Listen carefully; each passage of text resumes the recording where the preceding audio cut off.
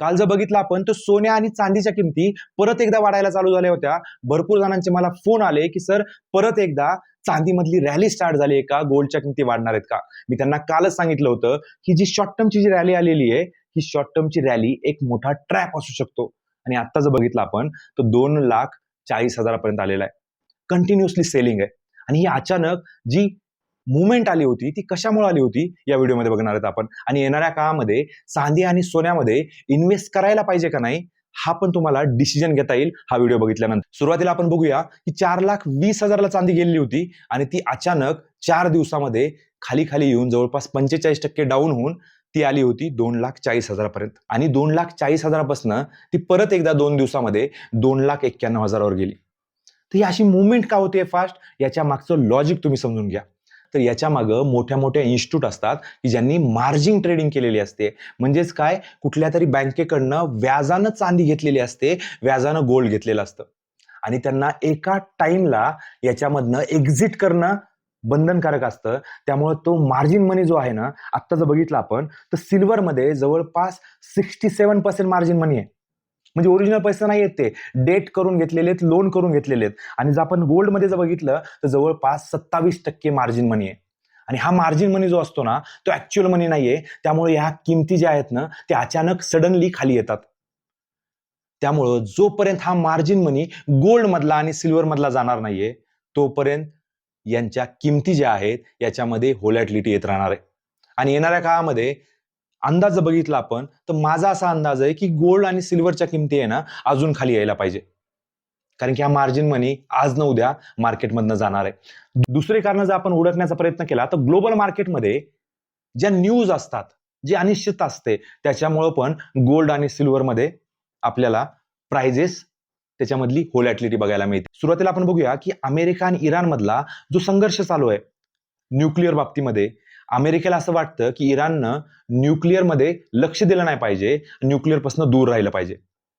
आणि तेच बघितलं इराणचं असं म्हणणं आहे की हा आमचा इंटरनल विषय आहे आणि आम्ही एनर्जीसाठी यूज करणार आहेत.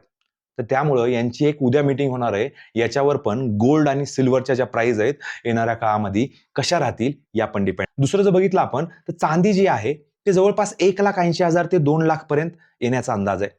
आणि गोल्डच्या बाबतीमध्ये जर सांगायचा प्रयत्न केला तर गोल्ड मला असं वाटतं की जवळपास 1,20,000 ते 1,25,000 पर्यंत येण्याचे चान्सेस आहेत. हा माझा अंदाज आहे, डिसिजन तुम्हाला घ्यायचा आहे. तर चायना आणि अमेरिकामध्ये येणाऱ्या काळामध्ये रिअर अर्थ मिनरल्स बद्दल जी मीटिंग होणार आहे ज्याच्याबद्दल डोनाल्ड ट्रम्प यांनी त्यांना फोन लावलेला आहे, त्यामुळे कुठेतरी हा विषय मिटताना दिसतोय. ग्लोबल मार्केटमध्ये बघितलं तर आता सध्या सगळ्या पॉझिटिव्ह गोष्टी होत आहेत. त्यामुळं ज्यावेळेस ग्लोबल मार्केट पॉझिटिव्ह असतं त्यावेळेस सोन्या आणि चांदीसाठी ही चांगली गोष्ट नसते, त्यांचे भाव खाली येत असतात. ज्यांना इन्व्हेस्टमेंट करायची आहे तर त्यांच्यासाठी आत्ता सध्या धोक्याची घंटा आहे. आणि ज्यांना खरंच करायची आहे की ज्यांना नाही स्पेक्युलेशनच करायचं आहे तर त्यांच्यासाठी माझं असं म्हणणं आहे की त्यांनी SIP फॉर्मॅटमध्ये ETFs मध्ये इन्व्हेस्ट करा. म्युच्युअल फंड्समध्ये एक चांगला ऑप्शन आहे गोल्ड ETF, सिल्वर ETF. त्याच्यामध्ये तुम्ही इन्व्हेस्ट करू शकता. टप्प्याटप्प्याने बाय करायचं आणि टप्प्याटप्प्याने सेल करायचं. सोप्या मराठी भाषेमध्ये समजायचं तर हळूहळू बाय करा तुम्ही आणि हळूहळू सेल करा. याच्यानं काय होईल की तुमचं ॲव्हरेज आउट चांगली प्राइस होईल आणि तुम्हाला त्याच्यामध्ये जास्तीचा धोका निर्माण नाही होणार. आणि जे सामान्य नागरिक आहेत त्यांनी आता सध्या तर चांदी आणि गोल्डपासनं दूर राहिलं पाहिजे.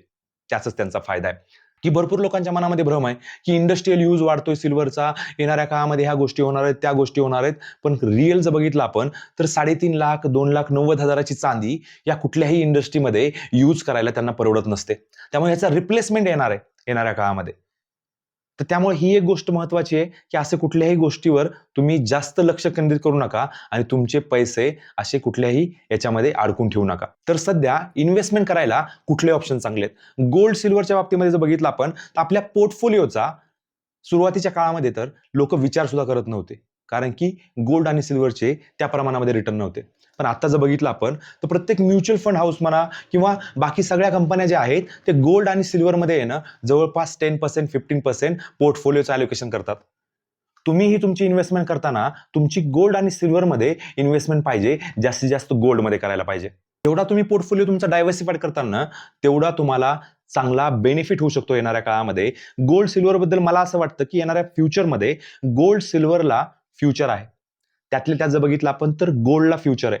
कारण की प्रत्येक देशाची रिझर्व्ह बँक जी आहे ती डॉलरची डिपेंडन्सी आहे ना कमी करते आणि त्या बदल्यात काय करते ती तर गोल्ड बाय करते. त्यामुळं गोल्ड सिल्वरमध्ये तुम्ही डिफरन्स ठेवा.